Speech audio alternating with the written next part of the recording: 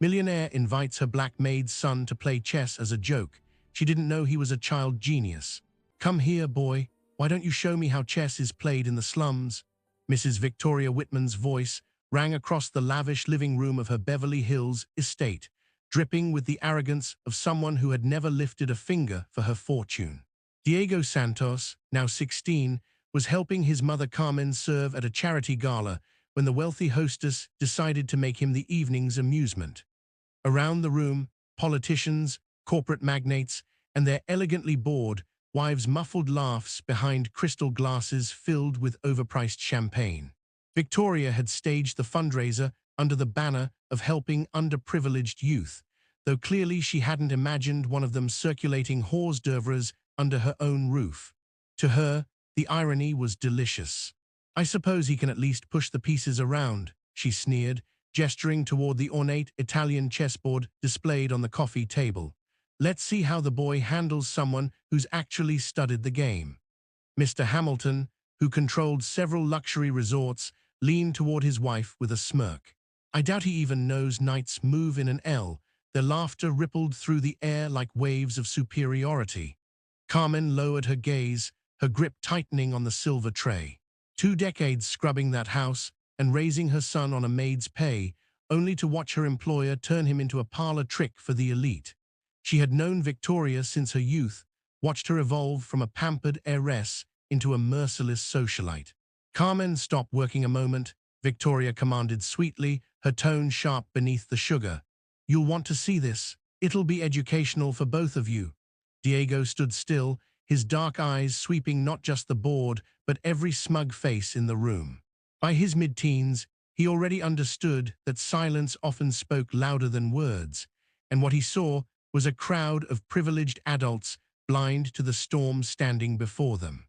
There was something in his stillness that made a few guests' laughter falter, a quiet intensity, as if his hands were already moving invisible pieces across a phantom board. "Of course, Mrs. Whitman," Diego answered evenly, his voice carrying a calm confidence that sparked curious glances. "It will be my pleasure." Victoria reclined into her leather chair, her smile triumphant, like a monarch awaiting the spectacle. "Excellent. I doubt you've ever touched a board like this, have you? Genuine Italian marble, each piece worth more than, never mind." From near the window, State Representative Jennifer Mills shifted uneasily. "Victoria, are you certain this isn't cruel? The poor kid's bound to be embarrassed." "Nonsense," Victoria dismissed, her diamond earrings glinting under the chandelier. "This is an opportunity. He'll go back and brag that he played chess in a real mansion." What Victoria Whitman didn't realize, and was about to discover in the most humiliating way, was that this so-called slum boy had spent nearly a decade mastering every opening, strategy, and trap designed by the greatest grandmasters in history. While his peers wasted hours on video games, Diego devoured chess manuals borrowed from the public library and studied legendary matches on an old computer. He had resurrected himself during the lonely nights his mother worked double shifts. He could recall more than 200 openings and name the 50 most renowned defenses without hesitation. Most of all, Victoria had no idea she was minutes away from being dismantled by the very boy she had mocked. And when the truth surfaced, it would not merely be a defeat on a marble chessboard. It would be a brutal lesson she and her illustrious circle would never forget. While Victoria arranged the pieces with exaggerated flair, Diego studied every guest in the room. There was a sharpness in his gaze that hinted he wasn't merely preparing for a casual match.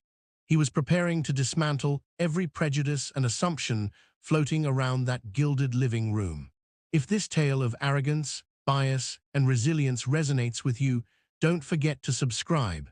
Because what unfolded next proved that judging someone by their appearance can become the most costly mistake of all. Victoria settled confidently on the white side, the smugness of someone who had never known true loss radiating from her. "I always play white, darling. It's a family tradition," she declared, oblivious to the fact that serious chess dictates colors by draw, not privilege. Diego remained silent, aligning his black pieces with meticulous care, each one placed perfectly at the square's center, so precise that Mr. Hamilton's smirk faltered. "Let's make this interesting," Victoria proclaimed with theatrical generosity. "If the boy even manages to rattle me once, I'll donate 1,000 to, oh, I don't know, some public school." Laughter rippled through the crowd, but Diego's lips curved into a smile devoid of warmth, a smile Carmen recognized instantly. It was the same expression he had worn as a boy whenever teachers underestimated him, the same look he gave at 12 when he insisted he no longer needed help with advanced equations. Victoria opened with a cautious pawn to a 4. King's pawn opening, dear. A classic move they drilled into us at Harvard, she announced condescendingly, as though explaining to a child how to lace his shoes. Diego countered without hesitation. C5, the Sicilian defense. A hush fell across the room. That was no random move from a novice fumbling with the pieces. It was the reply of someone well-versed in chess theory. "Interesting," murmured Congresswoman Mills, leaning forward with growing curiosity. Victoria paused, her fingers hovering uncertainly. 3 long seconds ticked by, enough for Diego to recognize she had memorized a handful of textbook lines without understanding their deeper purpose. She finally played NF3, a safe continuation, likely something picked up in a country club lesson. As she pondered her next move, Diego's thoughts drifted back 8 years. He was 9 when he salvaged a torn chess book from the trash behind the library. He smuggled it home in his worn backpack and begged Carmen to teach him the basics. "Mijo, why do you want to learn that?" she had asked, bone-tired after scrubbing floors all day. "Because the rich kids always say they're smarter, Mom. I want to prove they're not." Back then, Carmen survived on barely $500 a month. No tutors, no computers, no luxuries. But there was the public library, and it became Diego's sanctuary. Every afternoon, he walked 2 miles to pore over dusty volumes no one else touched, memorizing legendary games, move by move. Victoria eventually slid her pawn to D3, a timid choice that revealed her cautious, class-clinging nature. Diego developed smoothly with NF6, his movements swift and decisive, each executed within seconds, as though reciting lines from a script engraved into his memory. "Our little boy is rushing," Victoria quipped, her voice dripping with condescension. "Real chess requires time to think," and in that moment, Diego made his first calculated psychological slip.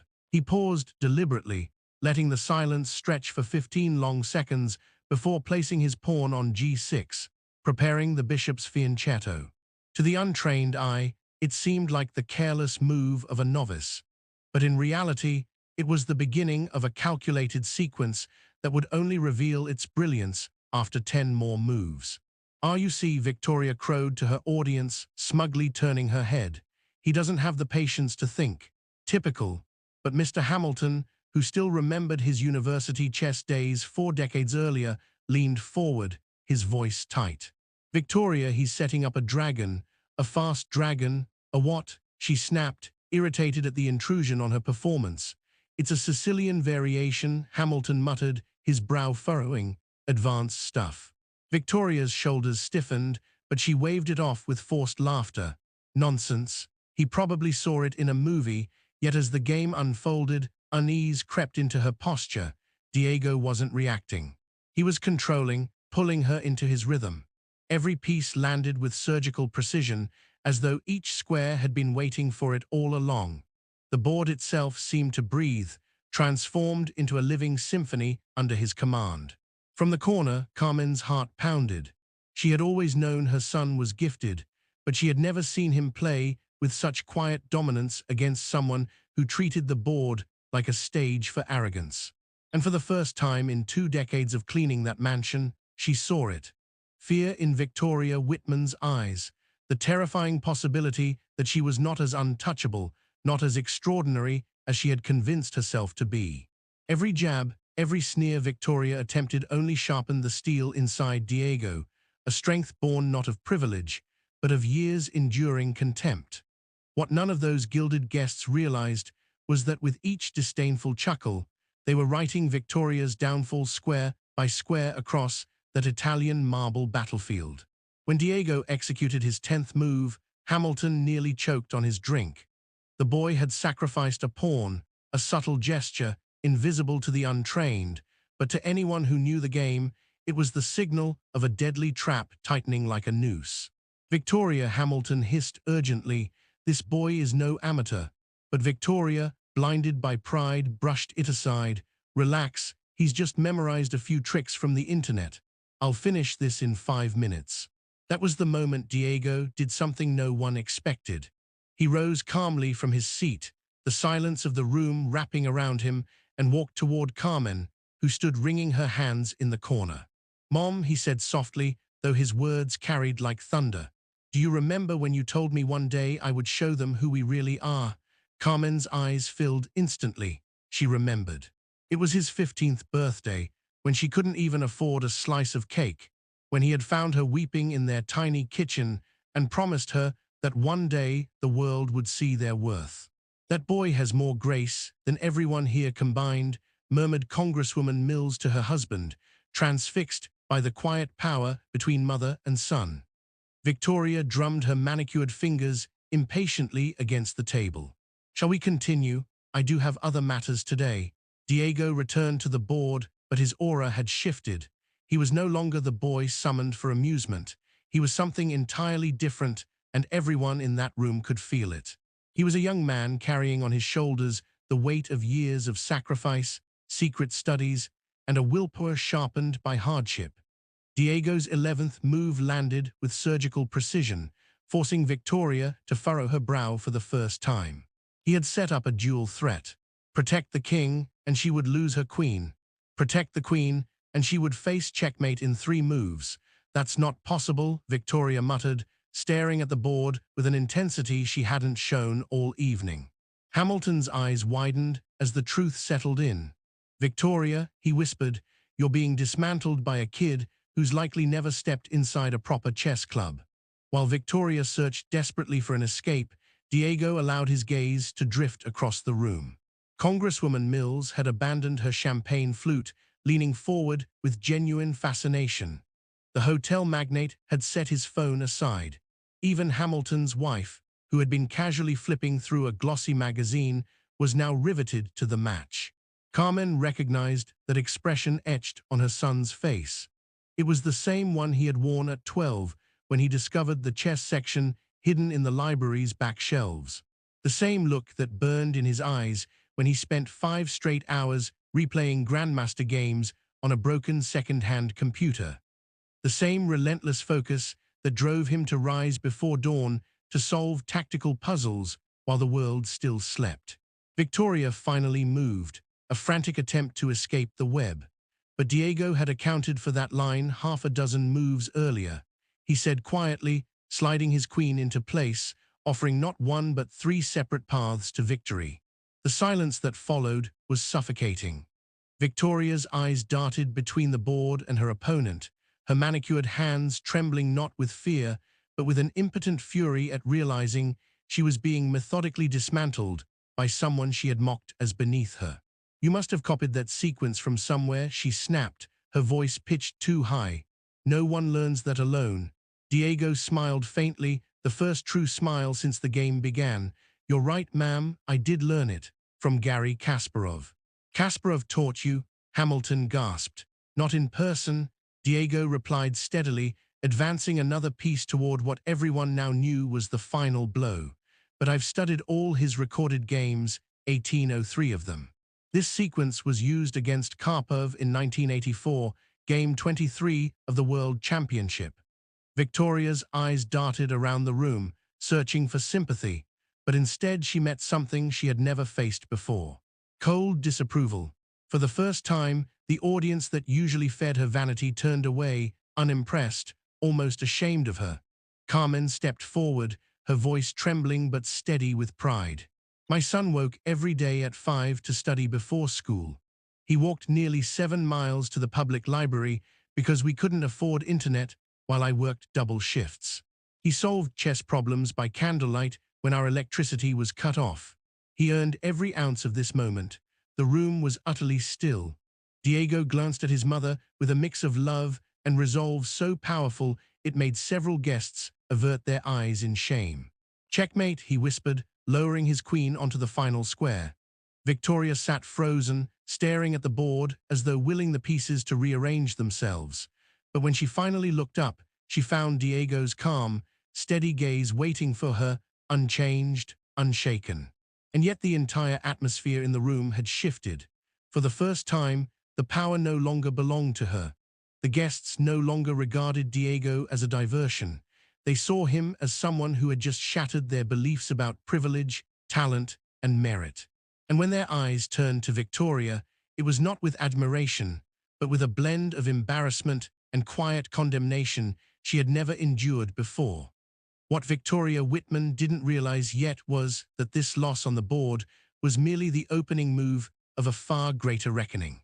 A reckoning where the social rules she had clung to would be torn apart, and where the boy she had mocked would prove that true greatness is measured not in surnames or wealth, but in resilience and brilliance. Victoria stared at the board, frozen for 15 seconds that stretched like eternity. Her trembling fingers brushed against the toppled king as though willing the checkmate to vanish. The silence in the room was so heavy that even the ticking of the $15,000 wall clock seemed deafening. "That was luck," she stammered, her once imperious tone reduced to a fragile whisper. "He must have memorized that exact sequence somewhere." Hamilton rose slowly, moving closer to the board. "Victoria, that young man just executed a Sicilian variation I didn't even recognize, and I've been playing for over 40 years. Nearby, Congresswoman Mills pulled out her phone, discreetly recording. Her instincts as a politician told her instantly that this moment was powerful, viral, an arrogant millionaire being dismantled by the brilliance of the boy she had ridiculed. "I don't accept this," Victoria snapped, suddenly rising and sending a few pieces clattering to the marble floor. "Something's wrong. No one learns to play like that on their own. Someone trained him to embarrass me." Diego remained seated, serene, his calm gaze steady. "Would you like a rematch?" he asked softly. "Or perhaps I could play anyone else here, or even all of you at once, if that's what you prefer." A nervous murmur rippled through the guests. It sounded impossible, yet after what they had just witnessed, none dared laugh. "Now you're being arrogant," Victoria hissed, her face flushed with rage and humiliation. "A boy from the slums has no right to speak to his betters that way." Carmen stepped forward then, and for the first time in 20 years, she raised her head and looked directly into Victoria Whitman's eyes. "Mrs. Whitman," she said, her voice clear and unwavering, "my son is not from the slums. We are from a working-class neighborhood, and he is not arrogant. He is truthful about his abilities. Something you seem incapable of being about yours." The tension in the room spiked. Guests exchanged uneasy glances, realizing they were witnessing something far larger than a chess match. Victoria spun toward Carmen, her fury boiling. "How dare you speak to me like that? Have you forgotten your place in this house?" "No," Carmen replied evenly. "I've remembered my worth." Hamilton stepped in quickly, his tone uneasy. "Victoria, perhaps it's time we acknowledge that this young man is genuinely gifted." Victoria let out a bitter laugh. "Don't you see? This was orchestrated. He was trained to humiliate me in my own home." At that, Diego rose to his feet, and when he spoke, his voice carried a quiet authority that silenced every adult in the room. "Mrs. Whitman, do you want the truth? I wasn't trained to humiliate you.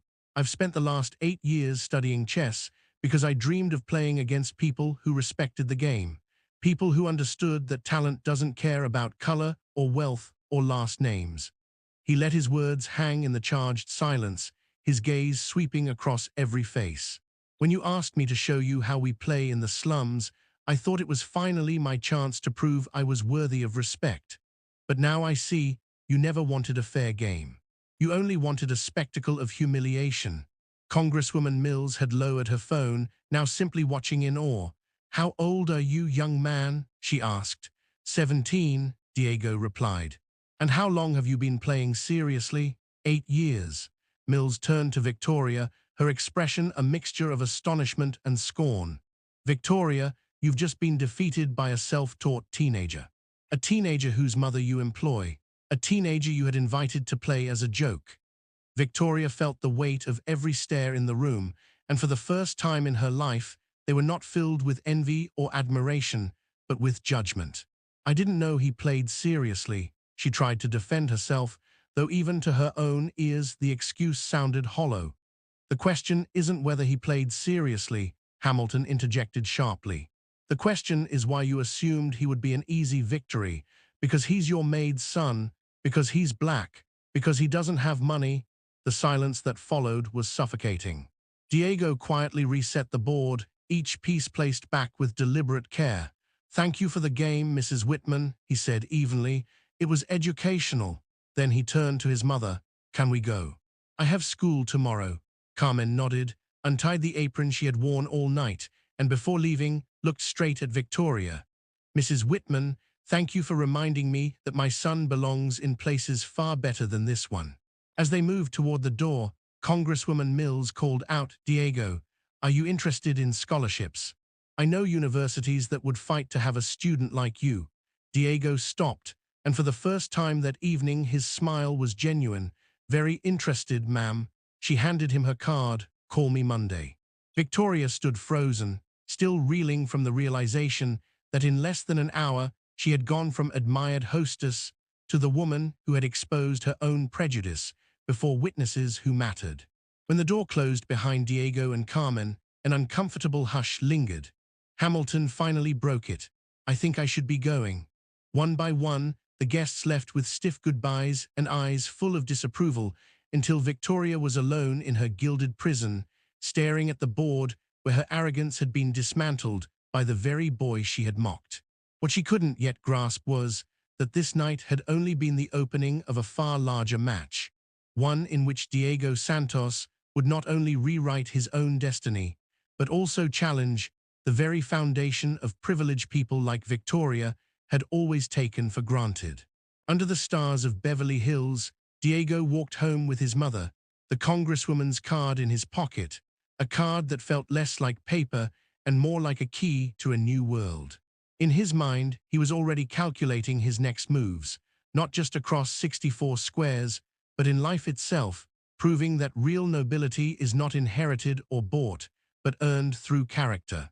6 months later, Diego Santos strode through the halls of Stanford University on a full scholarship to study engineering. Congresswoman Mills had kept her promise, opening doors to opportunities and networks that valued merit above status. The story of that night had exploded online, amassing over 3 million views in 2 weeks, not through a hidden recording, but through Mills herself, who posted the account on her social platforms, turning Diego into a symbol of perseverance and turning Victoria into a cautionary tale of privilege abused. "Young prodigy humiliates prejudiced millionaire at chess" became the headline shared around the world. Comments flooded in. "What a disgrace for her, and that boy deserves every chance in the world." Victoria Whitman quickly became persona non grata. The golf club revoked her membership after backlash from its members. 3 charities dropped her from their rosters. Even Hamilton, a friend of decades, distanced himself. "Victoria was always arrogant, but I never thought she was capable of such cruelty," Hamilton's wife remarked at a Malibu dinner. "To humiliate a boy like that in front of everyone." The cruelest part for Victoria was realizing Diego had never sought revenge nor notoriety. He had simply played the game he loved, the way he had taught himself to over years of quiet, relentless study. The shame that consumed her was entirely of her own making. Meanwhile, Carmen's life transformed as well. She was promoted to cleaning supervisor at a luxury hotel in Santa Monica. Her salary tripled, with full health benefits and recognition for the professionalism she had always carried. It wasn't pity, it was long overdue acknowledgement. Now finally recognized by people who valued substance over prejudice, Diego launched a free online chess initiative that linked students from underserved communities with mentors from top universities. Within 6 months, over 1,200 children were not only learning how to move the pieces, but also absorbing life lessons no standard classroom could teach. "Chess showed me that every person has a unique strategic value," Diego told CNN during an interview. "And Victoria Whitman taught me that sometimes people have to lose everything before they understand what really matters. When asked whether he bore resentment toward the woman who had tried to humiliate him, Diego answered with the same calm composure he had displayed that unforgettable night. Grudges are like useless pieces on the board. They only block your progress. I'd rather focus on what I can build.